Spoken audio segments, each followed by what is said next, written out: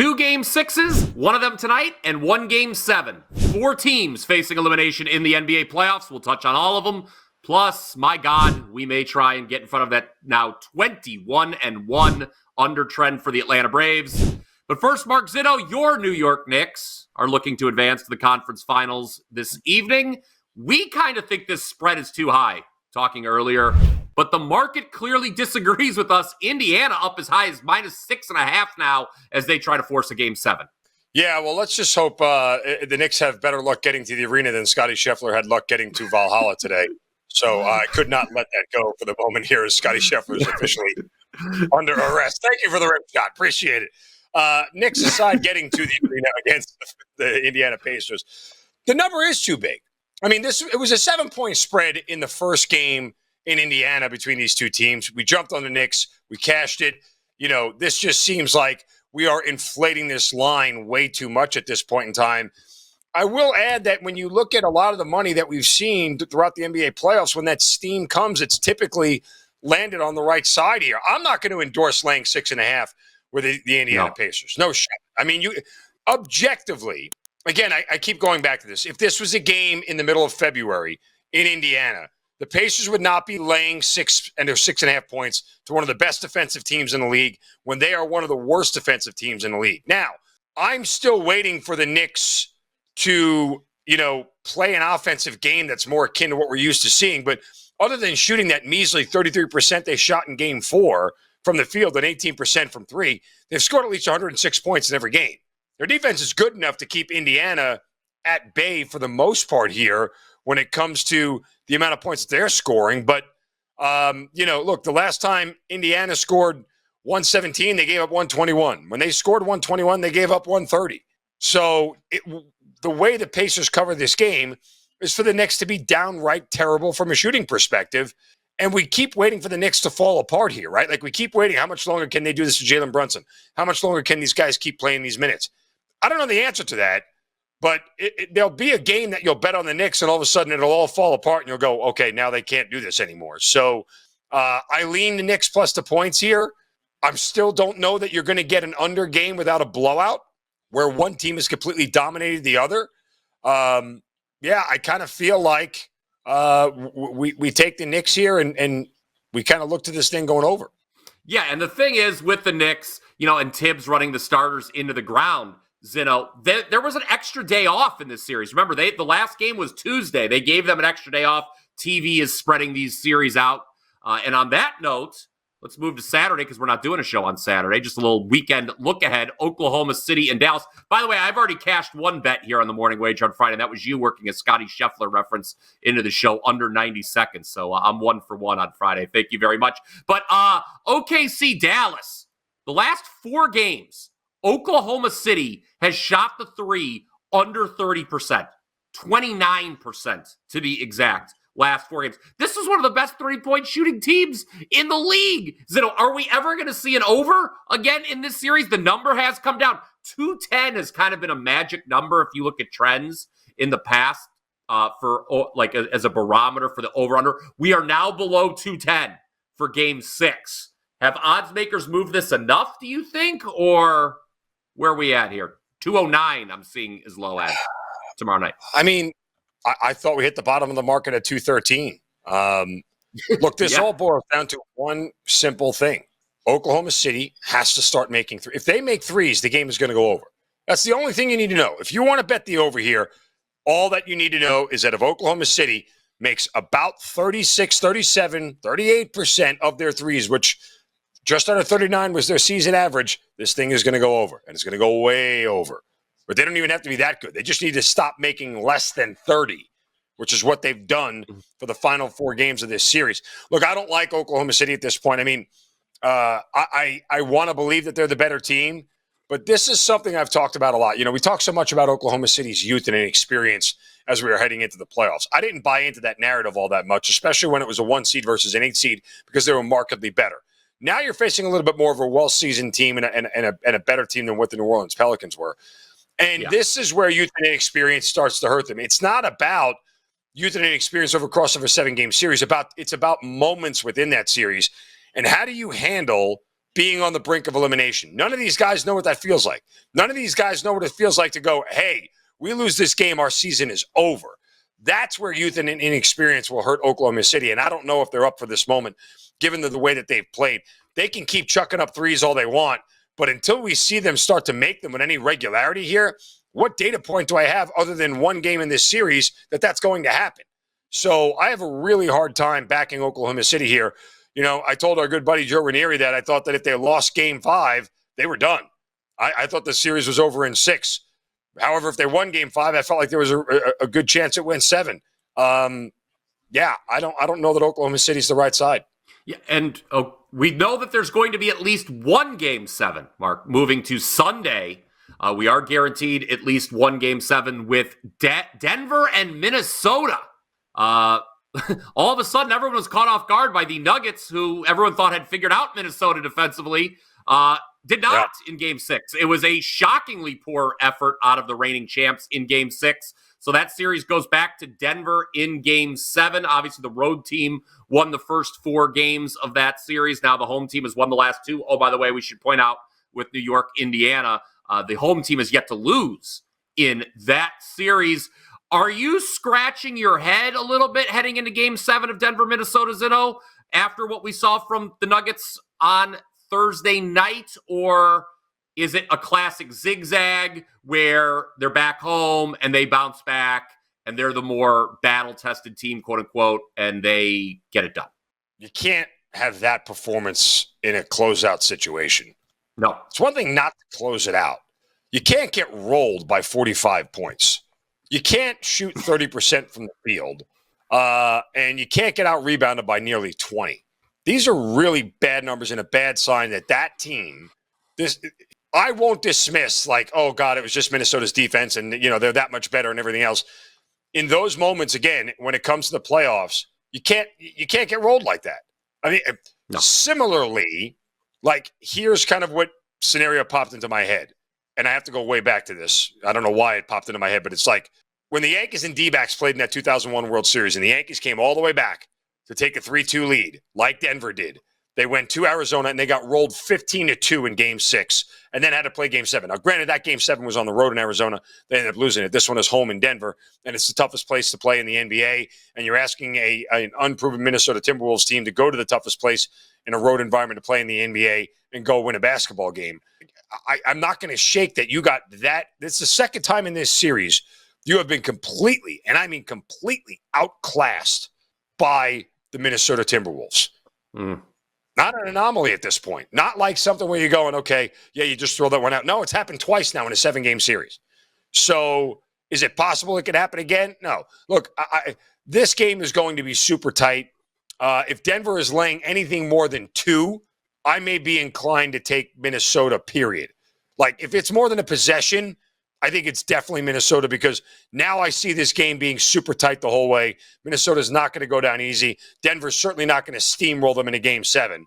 I don't know that happens. Well, you look at the WagerTalk.com live odds screen. We've currently got Denver laying 4.5 for that Game 7, and the total is down to 198. We all know about the Game 7 under trends. No surprise whatsoever. Odds makers would shade that number low. Real quick, you're telling me you want them to win by 2 possessions in a game where both teams are scoring less than 100 points. Not going to happen. Not going to happen. You have to take Minnesota. Like, that's not a number that you can lay. Yes, it could land 98-91. Right. I understand that. That's a very tight window in a game where both teams are not scoring that you're asking them to get through. When you get to that 2-possession range, now we have a real math problem for me. Yeah, and hopefully there's no math problems for you. Let us know who you are betting on in the NBA playoffs, not just tonight with Pacers Knicks, but this weekend. We love all the comments we've been getting these last few days. Love to see more and more people checking out the morning wager here on Wager Talk TV. Zinno, for MLB today, okay, there is a lot of baseball to talk about. Prize prospect Paul Skeens back on the bump this afternoon in Wrigley Field. What a scene that would be, man. Would love to be in Wrigleyville on a Friday afternoon with Skeens toeing the rubber for the other team. You've got a great look on how to bet this, though. You think Skeens may not be out there all too long? Yeah, I mean, look, I was hoping to get a little bit more of an inflated number here, given all the popularity around this young pitcher here. But Paul Skeens under 14 and a half outs. So he's not going to go through 5 innings. Now, we don't have a lot of data to go on here other than the one start that he made where he lasted 4 innings, right? He wasn't incredibly spectacular. Gave up 6 hits, 3 earned runs, did strike out 7, and threw 84 pitches. Now, we all know the mentality here with young arms in Major League Baseball, right, which I think is almost silly and flawed. Like, if the guy's UCL is going to blow out, it's going to blow out. Like, he's throwing 17 pitches of 100 miles an hour. Do you think only limiting him to 90 is going to stop that? No, it's not. So I don't think he's throwing more than 90 pitches. I don't think that he is going to last into 5 innings here because he's going to be on a decided pitch count unless he is just flat out getting outs. And look, here's the thing with strikeout pitchers, right? They don't pitch to contact. They want swing and miss stuff. So at a minimum, when you strike out 7 guys, at a bare minimum, that's 21 pitches. That is basically 1/4 of his pitch allotment just to get 7 outs. So the rest of the 7 outs, right, have to come through other means. And so I just think the math here adds up for me to go Paul Skeens under 14 and a half.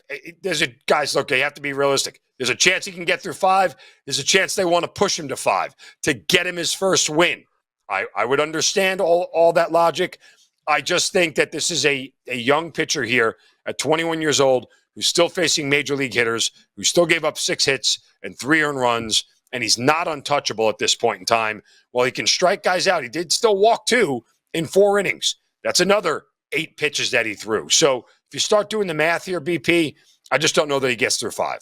I'm going to take a look at an interleague matchup on Friday. Milwaukee against Houston. I'm kind of punching back at the market here, which has decided they like the Astros in this game. In what world are the Astros better than the Brewers, especially with the starting pitching matchup we've got Friday? Now, a couple things. I love the setup for the Brew Crew in this series opener. Number one, they had a day off on Thursday. Houston did not. Houston finished its 4-game sweep of Oakland. The Astros have won 5 in a row. I think you and I were talking off air. A lot of people now think, oh, here come the Astros. You look at the projection systems. A lot of them think that this team's getting back to 500. Well, I did some work, some research, if you will. And the Astros started 14 and 25, okay? Over the last several seasons, you throw out 2020, which was a goofy year, obviously. Only one of the last 20 teams that's won 13 or less of its first 39 games has finished with a winning record. So history is not on the Astros side to get back to the Mendoza line. And how has Milwaukee done, guys, this year with the day off?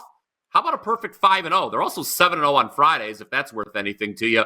But what I like here is Freddie Peralta against Hunter Brown. Peralta has been great. The Brewers are 7-1 in his 8 starts, 1.05 whip. Houston, you want to know what the problem is with them compared to past years?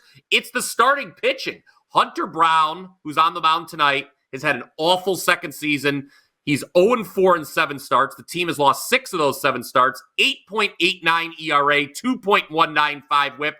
Milwaukee's the better team. They've got the better starter. I like Milwaukee in the first 5, where they have a clear edge with Peralta over Brown. They are a slight favorite in the first 5 still, despite now being a slight underdog for the game. So let's take Milwaukee first 5 at Houston on Friday. Zinno, it's Customer Appreciation Day. $5 plays at WagerTalk.com. You are participating. I am participating. Why don't you tell the fine people what you've got going right now for just $5?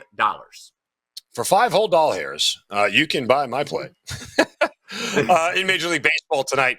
Great look here with a consistent starter that I've backed several times before in a great position. Remember, I was the number 1 handicapper in Wager Talk in the month of April, so we're turning things around on a little mini streak here in Major League Baseball over the last couple of days. So on the website, wt.buzz/MZ, the $5 play. Also, we'll have a package in a play in the NBA with some more Major League Baseball as well coming up separately from that. So check them both out at wt.buzz/MZ.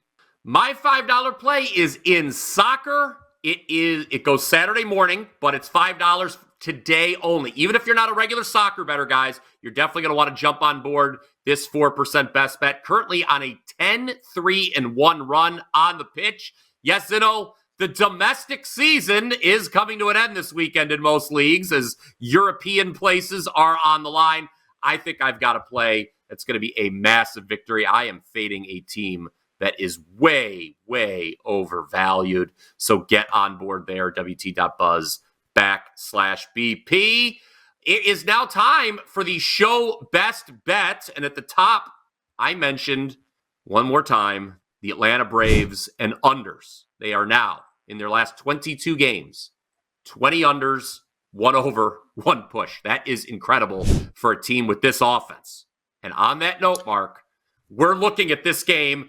Look, we don't want to worry about the Padres, but we think the Braves bats wake up Friday. Absolutely they do. And look, part of the under hasn't been because really the Braves have stopped scoring. I mean, if you look at their last couple of series, they've been winning games 5-1, 5-0. So they've been doing their part of scoring here. It's just that their pitching has picked up and hasn't allowed their opponent to score. And the pitcher that they're facing tonight is Matt Waldron. He's got a 5.49 ERA and a 1.5 whip. That's probably not a good sign against a team that is top 5 in batting average, OPS, and WRC plus at home against right-handers on this season. In fact, the Braves are the number 1 batting average at home this year against right-handers at 273. So the Braves are going to get their hits and they're going to get their runs. Oh, by the way, the Braves have Max Fried on the bump. They've been giving him 5.62 runs of support in his 8 starts. They're 6-2 when he starts. Not that it matters as far as this is concerned. But we're going to get runs here from the Braves tonight. I don't know if this thing stays under or over as far as the game is concerned, but I like the Braves in this spot here to go over their team total of 4.5 runs. Yeah, and another reason you and I were talking about this, that we want to leave San Diego out of the equation when looking at an over, is Fried, who you mentioned starting for the Braves. He's a lefty. The Padres stink versus lefties. They're bottom 5 in the league. They can't hit, so that's a little worrisome. We just want to focus on the Braves. We think they'll bring the runs. Who cares about the Padres? Atlanta team total over 4.5 is your show best bet. Let us know what you think of that down in the comments section below. And if you like what you heard, give us a thumbs up. It's not that hard to do. It's also not that hard to be subscribed to the WagerTalk YouTube channel, where we've got a ton of exclusive sports betting content each and every single day. You just click that subscribe button and you won't miss any of it. It is, as a reminder, $5 Customer Appreciation Day. You see Mark and I, our page is right there. Head on over to take advantage of those $5 plays today only. And you're laughing, Zinno. Did I say something wrong? Yeah. Is there something I'm still giggling because in my head I had a thought. If we put up that graphic again with the $5 appreciation thing, my picture is still missing. So I was wondering what was going to happen first, whether I'm going to make that board or Scotty Scheffler's getting out of jail. Okay, there we go. So we've gone over our quota of 1.5 there. It took near the 20-minute mark, but we got 2 Scotty Scheffler jokes on the thing. I'll tell you what. The people just picture you anyway when they think of WagerTalk. Don't worry. That's at least I do. At least I do. So, all right. He is Mark Zinno. He is on WagerTalk.com. He is at wt.buzz/MZ. I'm wt.buzz/BP. Have a great weekend, everybody. Until next time, let's cash some tickets.